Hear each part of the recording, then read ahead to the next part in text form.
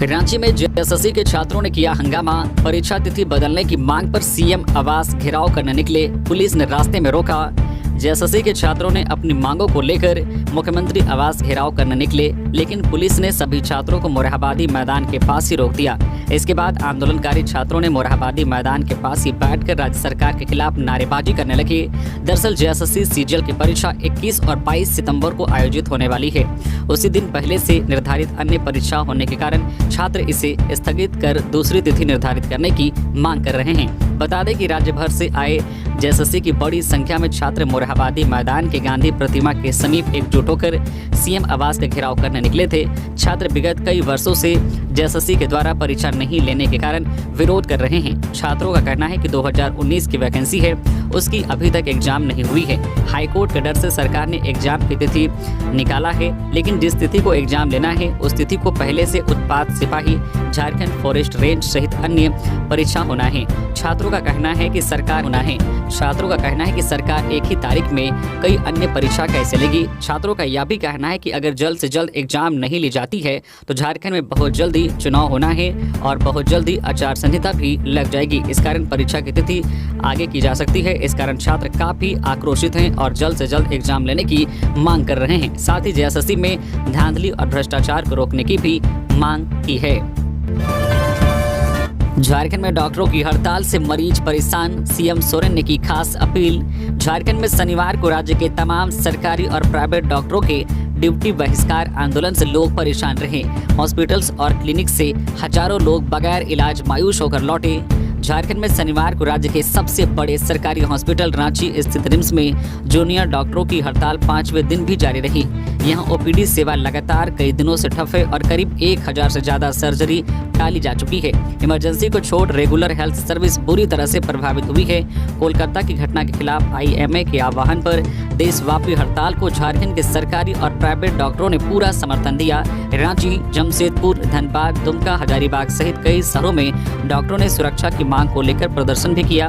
IMA की झारखंड इकाई के सचिव डॉक्टर प्रदीप सिंह ने कहा है कि राज्य भर में 16,000 से ज्यादा डॉक्टरों और स्वास्थ्य कर्मियों की हड़ताल रविवार सुबह 6 बजे तक जारी रहेगी। वहीं इधर रिम्स के जूनियर डॉक्टरों ने अपनी हड़ताल अनिश्चित काल तक जारी रखने का निर्णय लिया है। इसी बीच झारखंड के मुख्यमंत्री हेमंत सोरेन ने राज्य के हड़ताली डॉक्टरों से काम पर लौटने की अपील की है। मुख्यमंत्री हेमंत सोरेन ने की डॉक्टरों से काम पर लौटने की अपील। कहा, सरकार वेदना में आपके साथ, पर मरीजों का इलाज जरूरी। मुख्यमंत्री हेमंत सोरेन ने राज्य में हड़ताल पर गए मरीजों से काम पर लौटने की अपील की है। उन्होंने कहा है कि बंगाल की घटना की जितनी भी निंदा की जाए कम है। बंगाल और केंद्र सरकार की एजेंसियां दोषियों को कड़ी से कड़ी सजा दिलाने के लिए प्रयत्नशील है और मुझे पूरी उम्मीद है कि दोषियों को किसी भी कीमत पर बख्शा नहीं जाएगा।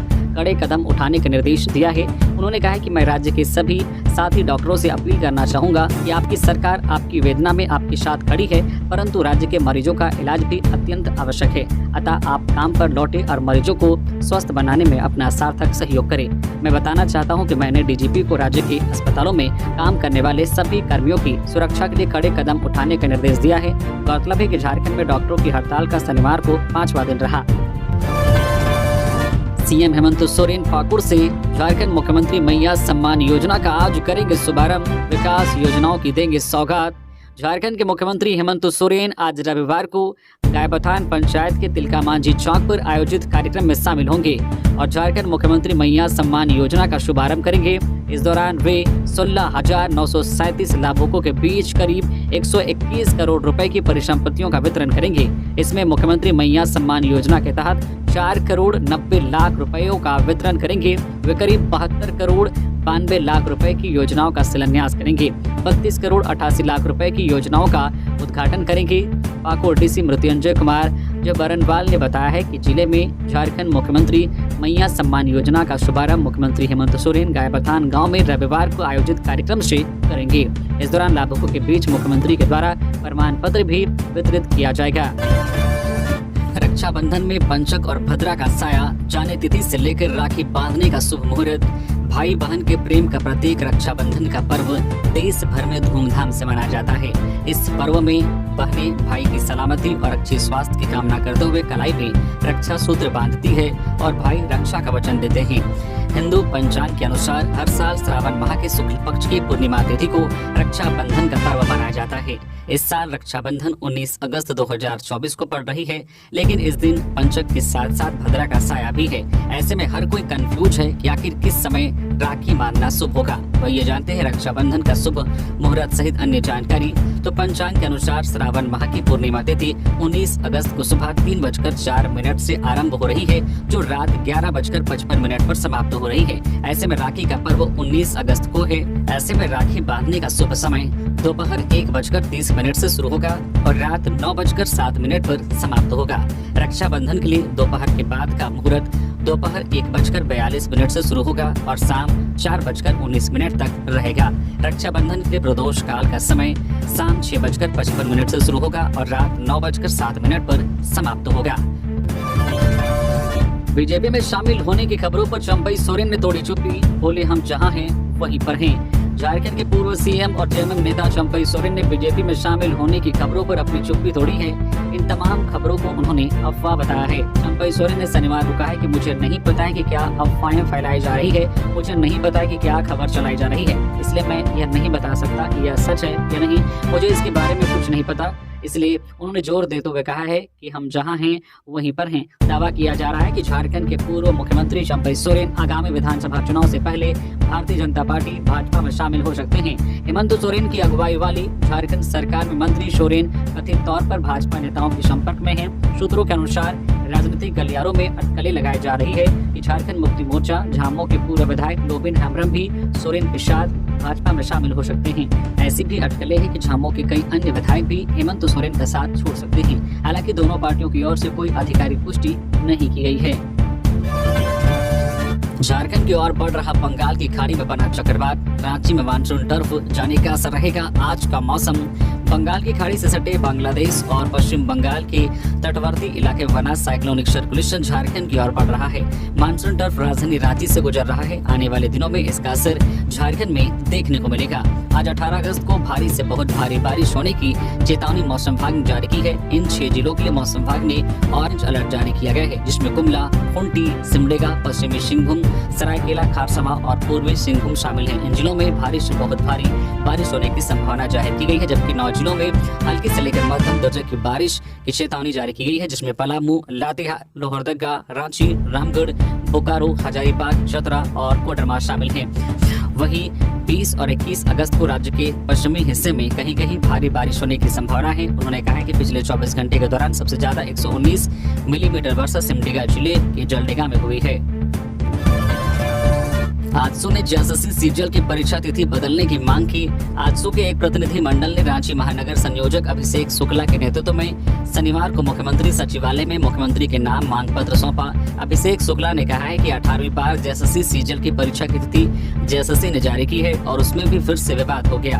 उन्होंने कहा कि 21 और 22 सितंबर को जेएसएससी सीजीएल की परीक्षा तिथि घोषित करना दर्शाता है कि जेएसएससी और राज्य सरकार राज्य के युवाओं के साथ मजाक कर रही है। 22 सितंबर को जेएसएससी सीजीएल यूपीएससी 2024 की मुख्य परीक्षा और कांस्टेबल की दौड़ भी है। ऐसे में बड़ी संख्या में छात्र छात्राएं परीक्षा में शामिल होने से वंचित रह जाएंगी। आजसू ने कहा है कि राज्य के युवा अब इस सरकार से त्रस्त हो चुके हैं। वर्तमान सरकार ने राज्य के युवाओं को रोजगार के बदले 4 साल 8 महीने तक तरह तरह के जुमलों से ठगने का काम किया है। कहा है कि जेएसएससी ने परीक्षा तिथि में संशोधन नहीं किया तो आजसू कार्यकर्ता चरणबद्ध आंदोलन करेंगे। कोलकाता में डॉक्टर से रेप और हत्या मामले में भड़का आक्रोश, झारखंड में चिकित्सकों की हड़ताल से ओपीडी सेवा ठप।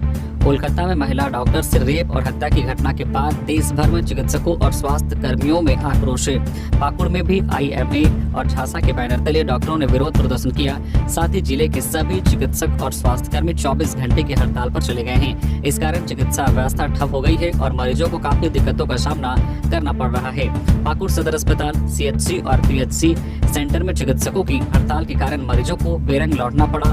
प्रदर्शन कर रहे चिकित्सकों ने कहा कि कोलकाता में महिला चिकित्सक के साथ रेप के बाद हत्या की गई है। इस शर्मनाक घटना की हम घोर निंदा करते हैं। साथ ही अपराधियों को कड़ी सजा देने की मांग करते हैं। इस दौरान प्रदर्शन कर रहे चिकित्सकों ने मेडिकल प्रोटेक्शन एक्ट लागू करने की मांग की। वही civil surgeon doctor Mantu Kumar Tekriwal ने बताया है कि चिकित्सकों की मांग जायज है। उन्होंने कहा है कि चिकित्सकों और स्वास्थ्य कर्मियों की हड़ताल के कारण ओपीडी सेवा ठप है, लेकिन आपातकालीन सेवाएं जारी है।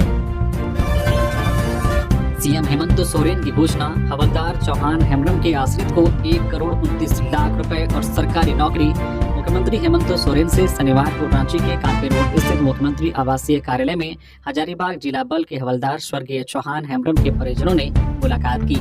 मुख्यमंत्री ने हवलदार स्वर्गीय चौहान हेम्ब्रम की पत्नी जमोती देवी, पुत्र महेश हेम्ब्रम और पुत्री स्वाति हेम्ब्रम सहित अन्य परिजनों के प्रति गहरी संवेदना प्रकट की। सीएम ने हवलदार स्वर्गीय चौहान हेम्ब्रम के परिजनों को भरोसा दिलाया है कि उन्हें हर हाल में न्याय मिलेगा। मुख्यमंत्री ने परिजनों से कहा है कि राज्य सरकार की ओर से डीजीपी सहित वरीय पुलिस अधिकारियों को सख्त निर्देश दिए गए हैं कि दोषी को जल्द से जल्द गिरफ्तार कर कड़ी से कड़ी सजा दिलाई जाए ताकि भविष्य में ऐसी घटना की पुनरावृत्ति नहीं हो। मुख्यमंत्री हेमंत सोरेन ने हवलदार स्वर्गीय चौहान हेम्ब्रम के परिवार में एक सदस्य को सरकारी नौकरी देने की घोषणा की है। साथ ही हजारीबाग जिला बल के हवलदार स्वर्गीय चौहान हेम्ब्रम के कर्तव्य के दौरान मृत्यु होने के बाद राज्य सरकार द्वारा इनके आश्रित को लगभग 1,29,00,000 रुपए दिए जाएंगे। वन रक्षकों के हड़ताल से हाथियों का बढ़ रहा उत्पात, डीएफओ ने कहा नजर बनाए हुए हैं। वन विभाग के वन रक्षी अपनी मांगों को लेकर शुक्रवार से अनिश्चितकालीन हड़ताल पर चले गए हैं। वन रक्षकों के हड़ताल पर जाने के बाद से वन प्रमंडल क्षेत्र के तमाड़, रनिया, तुरपा प्रखंड क्षेत्रों में हाथियों का उत्पात बढ़ गया है। हालांकि वन विभाग के डीएफओ दिलीप यादव ने बताया कि यह मामला गंभीर है और राज्य के अधिकारियों को इससे संबंधित जानकारी दे दी गई है। झारखंड सरकार द्वारा 2014 की वनरक्षी नियुक्ति नियमावली में संशोधन करते हुए वनपाल पद को 100% प्रमोशन के स्थान पर 50% सीधी बहाली के लिए संशोधित किया गया। इसके विरोध में आंदोलन शुरू किया गया है। खूंटी जिले के महामंत्री ओम प्रकाश सिंह ने बताया कि इसके अलावा वन रक्षकों के 1315 पदों को प्रधान वनरक्षी पद के लिए सृजित किया गया, जिसे 7 अगस्त को राज्य कैबिनेट से पारित कर दिया गया है। उन्होंने बताया कि खूंटी समेत राज्य के सभी जिले के वनरक्षी अपनी मांग को लेकर शुक्रवार से हड़ताल पर बैठे हैं। उधर वनरक्षियों ने राज्य के मुख्यमंत्री हेमंत सोरेन, विभागीय अधिकारियों समेत खूंटी सांसद कालीचरण मुंडा को आवेदन देकर सुधार करने की मांग की है। वनरक्षियों का आवेदन मिलने के बाद कालीचरण मुंडा ने विभागीय अधिकारियों से तत्काल संशोधित करने का आग्रह किया है। पिंक ऑटो नेटवर्क को लेकर डीजीपी हुए एक्टिव, पूरे शहर में विस्तार के आदेश जारी। राजधानी रांची में महिला यात्रियों के लिए एक सुखद समाचार है।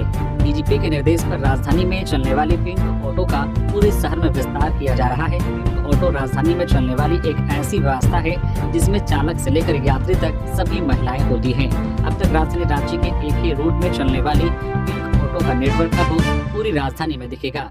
रांची के सभी रूट पर पिंक ऑटो का परिचालन करने के लिए खुद डीजीपी अनुराग गुप्ता ने निर्देश जारी किए हैं। फिलहाल राजधानी के अरबोड़ा इलाके में ही पिंक ऑटो चलती है। डीजीपी अनुराग गुप्ता ने पिंक ऑटो के परिचालन को लेकर बेहद ही महत्वपूर्ण आदेश जारी किए हैं। डीजीपी के अनुसार राजधानी के सभी इलाकों में पिंक ऑटो का परिचालन को लेकर रांची के ट्रैफिक एसपी को यह निर्देश दिया गया है। वह खासकर महिला कॉलेज, शिक्षण संस्थान के साथ साथ वैसे स्थान जहां महिलाओं की संख्या अधिक है वहां पिंक ऑटो चलाने के लिए परमिट जारी करें। पिंक ऑटो को लेकर किए गए डीजीपी के पहल के बाद महिला ऑटो ड्राइवर में खुशी का माहौल है। सभी ने एक स्वर में डीजीपी अनुराग गुप्ता को धन्यवाद दिया है। महिला ऑटो ड्राइवर के अनुसार उनके ऑटो में सिर्फ महिलाएं बैठती है। कई बार पुरुष ऑटो में बैठकर जाने में महिलाओं को काफी दिक्कतों का सामना करना पड़ता है, लेकिन अगर हर रोड पर पिंक ऑटो चलेंगी तो महिलाओं और घरों की बेटियों को स्कूल, कॉलेज और अपने कार्यालय जाने में बेहद आसानी होगी। लोहरदगा पुलिस ने 32 भैंसों से लदे कंटेनर को किया जब्त। पुलिस अधीक्षक अंजनी अंचल को मिली गुप्त सूचना के आधार पर बरवाडी थाना प्रभारी राधेश्याम कुमार के नेतृत्व में केचकी चेक नाका के समीप 32 भैंसों से लदे एक कंटेनर को जब्त कर थाना लाया गया है। थाना प्रभारी राधेश्याम ने बताया है कि एसपी को गुप्त सूचना मिली थी कि बरवाडी जो प्रखंड के पोखरी कला के अखरा से 32 भैंसों से लदे कंटेनर को ले जाया जा रहा है, जिस पर कार्रवाई करते हुए केचकी चेक नाका के समीप कंटेनर को पकड़ा गया। पूछताछ में पता चला है कि यह कंटेनर बरवाडी प्रखंड के अखरा से बिहार के पारून ले जाया जा रहा था। सभी भैंसों को सुरक्षित थाना परिसर में रखा गया है। बरवाडी थाने की पुलिस ने आगे की कार्रवाई शुरू कर दी है। देवघर से बासुकीनाथ के लिए हेलीकॉप्टर सेवा 1 घंटे का सफर महज 15 मिनट में होगा पूरा। देवघर जिले में आने वाले श्रद्धालुओं को हर सुविधा मुहैया कराने के लिए जिला प्रशासन आए दिन प्रयास करता रहता है। श्रद्धालुओं को और भी सुविधा पहुंचाने को लेकर राज्य सरकार और देवघर जिला प्रशासन की तरफ से बासुकीनाथ से देवघर तक हेलीकॉप्टर सेवा शुरू करने जा रही है। झारखंड सरकार के नगर विमानन विभाग के सौजन्य से पहली बार झारखंड पर्यटन एवं अन्य तीर्थ स्थलों का हेलीकॉप्टर से हवाई दर्शन यात्रा की शुरुआत करने जा रही है। इस सुविधा की शुरुआत होने के बाद श्रद्धालु देवघर से बासुकीनाथ 15 मिनट में पहुंच जाएंगे, जबकि सड़क के माध्यम से श्रद्धालुओं को जाने के लिए 1 घंटे से ज्यादा समय लगता है। हवाई परिक्रमा के माध्यम से श्रद्धालु देवघर तीर्थ स्थल बासुकीनाथ त्रिकूट पहाड़ का आसमान से नजारा देख पाएंगे। देवघर से बासुकीनाथ जाने के लिए श्रद्धालुओं को 6500 रुपए देने होंगे। वहीं देवघर से त्रिकूट पहाड़ 5500 रुपए किराया निर्धारित किया गया है। यदि कोई श्रद्धालु देवघर का भ्रमण करना चाहता है तो उन्हें 4200 रुपए भुगतान करने होंगे। इस व्यवस्था को और भी मजबूत बनाने के लिए जिले के उपायुक्त विशाल सागर ने जिले के विभिन्न पदाधिकारी के साथ बैठक की। इस दौरान निर्देश दिया गया है कि आकाशीय तीर्थ दर्शन को लेकर हेलीकॉप्टर की सुविधा के लिए हथगढ़ के समीप स्थायी हेलीपैड बनाई जाए, जहां पर एम्बुलेंस, अग्निशमन वाहन सहित अन्य सुविधाएं मौजूद रहे। ओंकार माओवादी नीतीश यादव का पहली बार आया चेहरा, 15 इनामी माओवादी का पोस्टर हुआ जारी। ओंकार माओवादी नीतीश यादव का पहली बार चेहरा नजर आया है। नीतीश यादव झारखंड बिहार में 100 से भी अधिक नक्सली हमले का आरोपी है, जबकि 25 से अधिक जवानों के शहीद होने की घटनाओं में शामिल रहा है। पलामू पुलिस ने 15 इनामी माओवादियों का पोस्टर जारी किया है। पोस्टर में पहली बार नीतीश यादव का चेहरा नजर आया है। पुलिस पलामू के पिपरा, हरिहरगंज, नौडीहा बाजार, हुसैनाबाद, पांडू, मनातू, रामगढ़, छतरपुर, चैनपुर, रामगढ़ के इलाके में इन पोस्टरों को लगवा रही है। पोस्टर के माध्यम से आम लोगों को सूचना देने का आग्रह किया है और नंबर भी जारी किया गया है। पुलिस ने नक्सलियों का नाम पता बताने वाले लोगों की पहचान छिपाने की बात कही है। नीतीश यादव बिहार के गया के डोबरिया थाना क्षेत्र के तरवाड़ी का रहने वाला है। गरीब आदिवासी के बेटे के हत्यारे को संरक्षण दे रहा आदिवासी मुख्यमंत्री हिमंता बिस्वा शर्मा।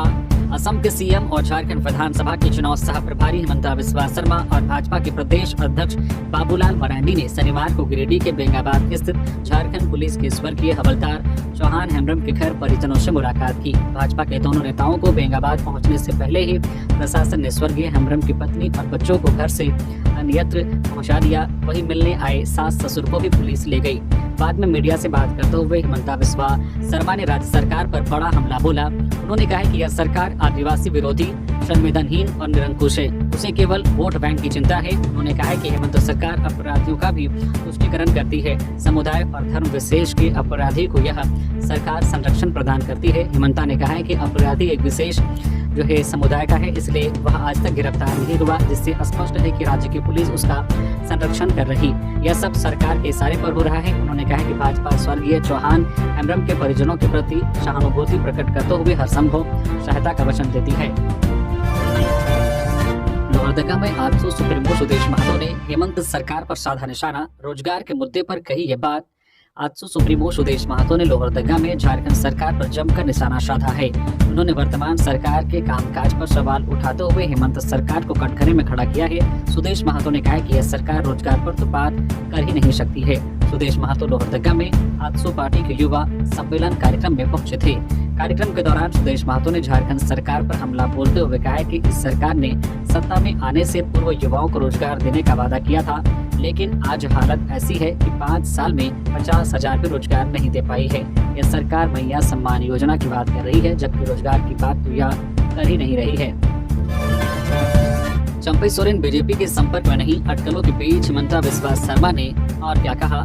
झारखंड के पूर्व मुख्यमंत्री चंपई सोरेन के बीजेपी में शामिल होने के कयासों पर असम के सीएम और बीजेपी के चुनाव सह प्रभारी हिमंता बिस्वा शर्मा की प्रतिक्रिया सामने आई है। देवघर एयरपोर्ट पर पत्रकारों से बात करते हुए उन्होंने कहा कि चंपई सोरेन ना तो मेरे संपर्क में है और ना ही पार्टी के संपर्क में। उनके बारे में कोई कमेंट नहीं करना चाहता।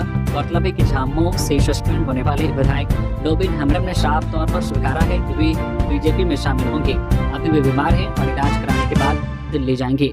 इधर झामुमो नेता और बुरियो से पूर्व विधायक जल्द ही बीजेपी में शामिल हो जाएंगे। एक मीडिया संस्थान से बातचीत में लोबिन ने शुक्रवार को कहा था कि परिवारवाद के खिलाफ मोर्चा खोलने का समय आ गया है। बहुत जल्द वो दिल्ली जाएंगे और वहां बीजेपी नेताओं से मुलाकात करेंगे। रांची में सेक्स रैकेट गिरोह के खिलाफ स्पाई सिस्टम एक्टिंग मची खलबली। राजधानी रांची में संगठित तरीके से चलाए जा रहे अनैतिक देह व्यापार के नेटवर्क को ध्वस्त करने के लिए रांची पुलिस ने अपनी पूरी ताकत झोंक दी है। यही वजह है कि 3 महीने के भीतर 70 से ज्यादा लोगों की गिरफ्तारी हो चुकी है जो इस गंदे धंधे में शामिल थे। अब रांची पुलिस ने अनैतिक देह व्यापार को पूरी तरह से खत्म करने के लिए स्पाई सिस्टम एक्टिव किया है। पुलिस की जांच में खुलासा हुआ है कि राजधानी रांची में पश्चिम बंगाल से लड़कियों को लाकर बड़े पैमाने पर देह व्यापार कराया जा रहा है। 70 से ज्यादा की गिरफ्तारी के बावजूद पुलिस को यह सूचना मिली है कि अभी भी अनैतिक देह व्यापार के कारोबारी रांची में एक्टिव हैं। ऐसे में अनैतिक देह व्यापार में शामिल लोगों पर पूरी तरह से नकेल कसने के लिए रांची पुलिस ने अपने स्पाई नेटवर्क को भी एक्टिव कर दिया है। सादे लिबास में पुलिस कर्मियों और कुछ मुखबिरों को रांची एसएसपी ने एक्टिव किया है। स्पाई नेटवर्क के जरिए पुलिस रांची के वैसे संभावित ठिकानों पर जहां से सेक्स रैकेट का संचालन किया जा रहा है या होने की संभावना है, उन सभी जगह पर नजर बनाए हुए हैं। जैसे ही स्पाई के द्वारा सूचना दी जा रही है, पुलिस त्वरित रूप से उन ठिकानों पर छापेमारी कर रही है। बोकारो के कसमार की मंजूरा पंचायत अंतर्गत झरमुंगा गांव में शनिवार दोपहर डोभा में डूबने से एक बच्चे की मौत हो गई। बच्चे की पहचान पुरनाटांड टोला निवासी सखीराम घासी के पुत्र प्रमोद घासी 7 वर्षीय के रूप में हुई है। घटना की सूचना पाकर कसमार थाना की एसआई कुंदन कुमार जवानों के साथ पहुंचे और जांच पड़ताल के बाद शव को पोस्टमार्टम के लिए तेनुघाट अनुमंडलीय अस्पताल भेज दिया। बताया जाता है कि बालक प्रमोद घासी दोपहर में अपने घर के पास 2 अन्य बच्चों के साथ खेल रहा था। इसी दौरान वह पास में ही मनरेगा के तहत बने डोभा की ओर चला गया। पैर फिसलने से वह पानी से भरे डोभा में गिरकर डूब गया। उसे डूबता देख वहां मौजूद दूसरे बच्चों ने शोर मचाया, लेकिन आसपास में कोई नहीं था।